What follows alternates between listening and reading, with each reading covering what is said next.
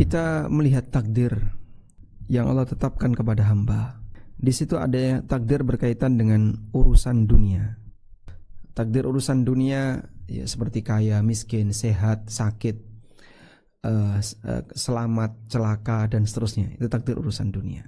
Mungkin orang bisa melihat seperti ini dengan cukup mudah jika dia punya iman, sehingga saat dia melihat takdir yang berkaitan dengan urusan dunia, manusia bisa mengatakan di balik itu semua ada hikmah.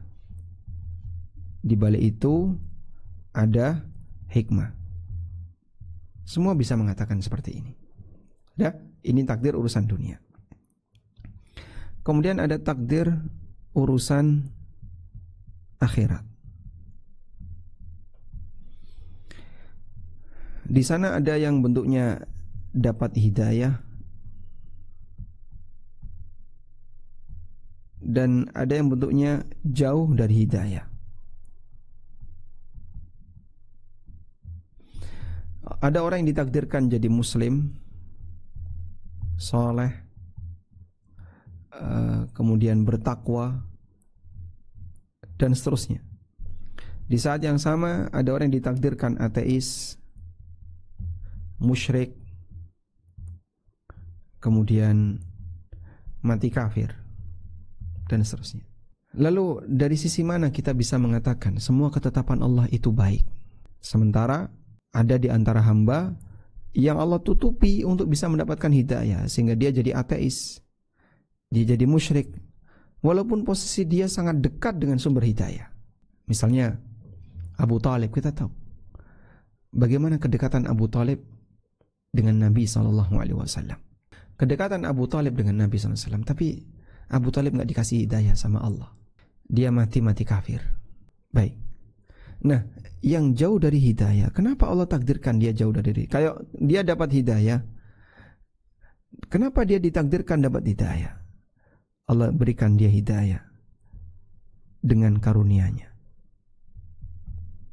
Ini diberi karena karunia Allah. Sehingga Allah berikan nikmat kepada yang bersangkutan untuk bisa mendapatkan hidayah bifadlihi, dengan karunia-Nya. Karunia Allah adalah fadlullah. Nah, sementara yang jauh dari hidayah dijauhkan karena keadilannya.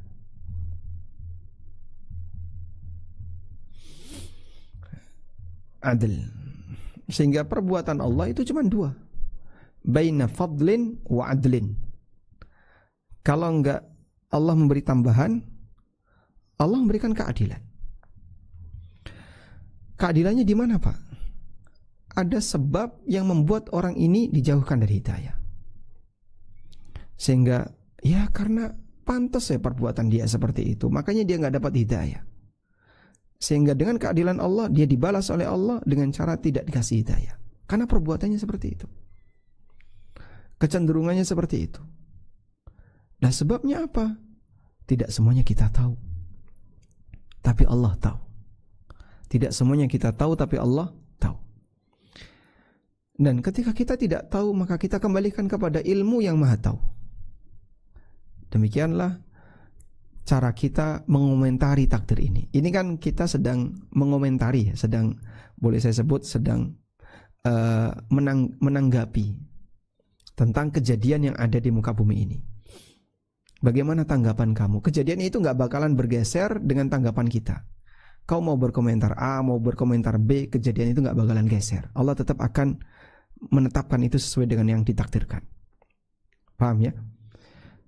Jadi maksud saya seperti ini.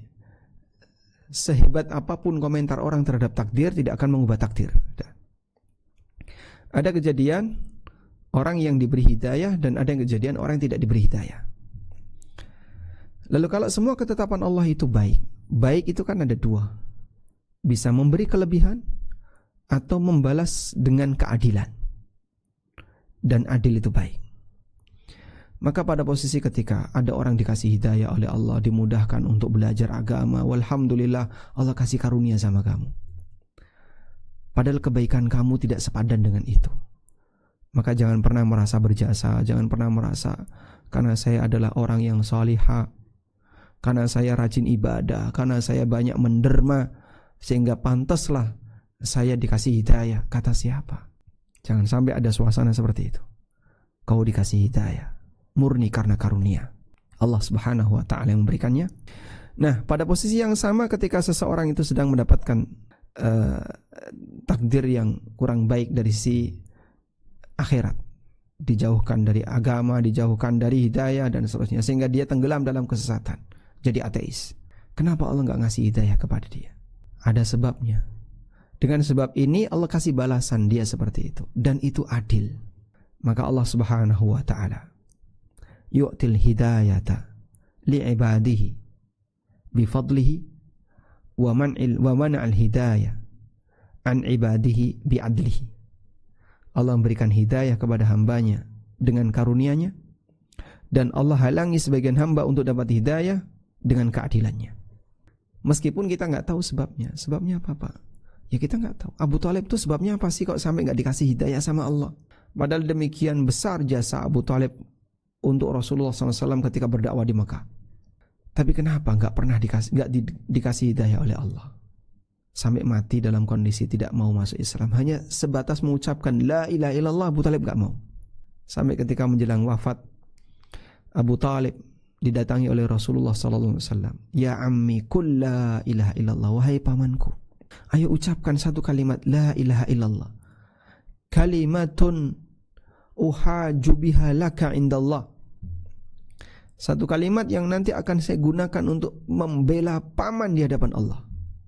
Abu Thalib nggak dapat hidayah, Abu Sufyan dikasih hidayah. Mungkin dalam sejarah yang kita baca, ini Abu Sufyan yang dulu pernah memusuhi Rasulullah SAW, jadi pemimpin pasukan orang musyrik ketika perang Uhud, sampai Nabi SAW terluka.